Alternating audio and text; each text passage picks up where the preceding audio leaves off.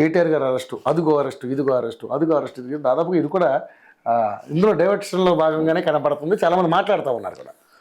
అంటే పాలిటిక్స్లో అవకాశం ఉన్నప్పుడల్లా డైవర్షన్ కోసం ప్రయత్నం చేస్తారు. బట్ ఇక్కడ ఏంటంటే కొంత ప్రొసీజర్ ల్యాప్సెస్ ఉన్నాయి. అయితే దానికి కూడా కారణం ఉంది. ఎందుకంటే 192 దేశాలు పోటీ పడ్డాయి.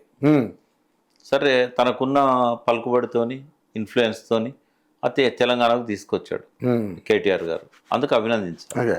అంతకుముందు ఫార్ములా ఈ రేస్ నిర్వహించిన గ్రీన్కో సంస్థ సడన్గా స్టెప్ బ్యాక్ అయింది. అది మనం కండక్ట్ చేయాలంటే ఖచ్చితంగా ఎవరో ఒకరు దాన్ని చేసుకోవాలి. ఆ టైం లేదు. అప్పటికే అనౌన్స్ చేశారు, అంతా జరుగుతూ ఉంది. నాకు లాస్ వచ్చింది, నేను కంటిన్యూ చేయలేనని చెప్పి అంతకుముందు అతను అన్నాడు. అన్న తర్వాత అప్పటికప్పుడు ఏం చేయాలి?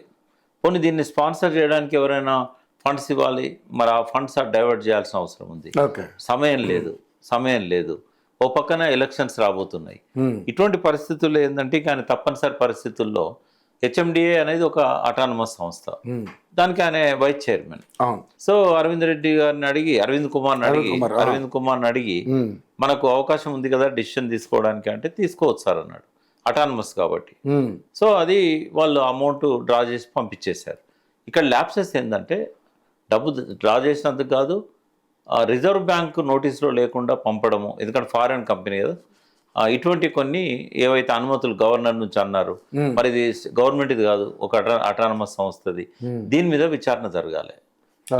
ఇక్కడ అవినీతి ఉందా లేదా అనేది, ఒకవేళ అవినీతి ఉన్నా కూడా అది దొరకడం తేల్చడం కష్టం.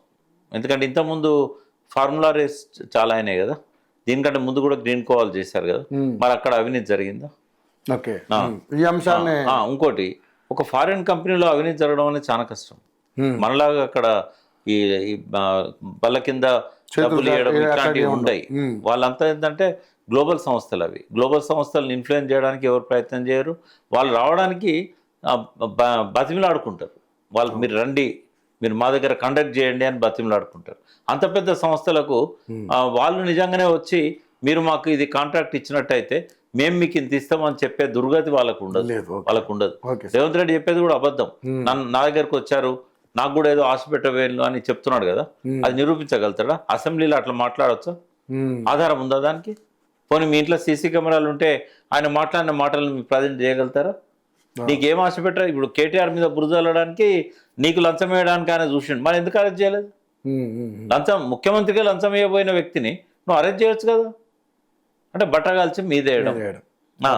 అసలు అట్లాంటి వ్యక్తులు లంచం ఇచ్చి పని తీసుకోవాలనుకున్న వాళ్ళు 23rd లోపల మీరు పే చేయాలని చెప్పి ముఖ్యమంత్రిని కలిసినాక 4 days 19th టైం పెట్టారు. లాస్ట్కు వార్నింగ్ ఇచ్చారు, 23rd లోపు మాకు రిమైనింగ్ అమౌంట్ ఇవ్వకపోతే మేము సెట్ బ్యాక్ అవుతామని చెప్పారు. అట్లా చెప్తారా వాళ్ళు? లంచం ఇచ్చడానికి వచ్చినాడు, ఒక నెల కొత్తగా వచ్చిండి ముఖ్యమంత్రి, బిజీగా ఉన్నాడు, ఇంకో నెల తర్వాత ట్రై చేద్దాం అనుకుంటారు కదా. ఒక్కడే అతకడానికన్నా అబద్ధాలు ఆడితే అతికేటట్టు అబద్ధాలు ఆడితే ఎవరైనా వింటారు.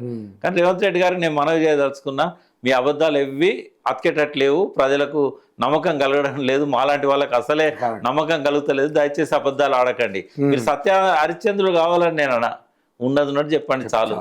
అయితే అది కావాలని చెప్పి కేటీఆర్ని అర్హత చేయడానికి చేస్తున్న పని.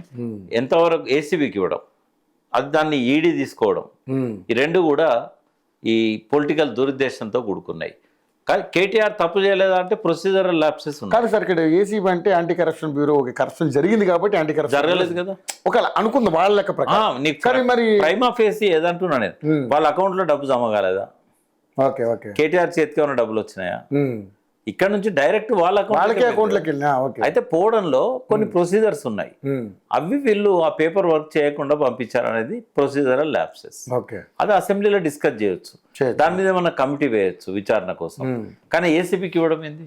అవినీతి జరిగితే కదా ఏసీబీకి ఇచ్చేది. ఎన్ఫోర్స్మెంట్ డైరెక్టర్స్ వాళ్ళే లిబర్టీ తీసుకున్నారు, ఎందుకంటే వాళ్ళకు చేపలు పట్టుడు బాగా తెలుసు వాళ్ళకి. Fishing in the trouble water అంటారు. ట్రబుల్ వాటర్ కు తెలుగులో కల్లోల జలాలు అనాలి. కల్లోల జలాలు అంటే మన తెలంగాణ జనానికి అర్థం కాదు. వాళ్ళ సామెత ఏంటంటే ఉత్తల చేపలు పడతారా అంటారు. నేను అందుకే వాళ్ళకి అర్థం కావడానికి మాట అన్నా. అయితే నేనేమంటున్నా అంటే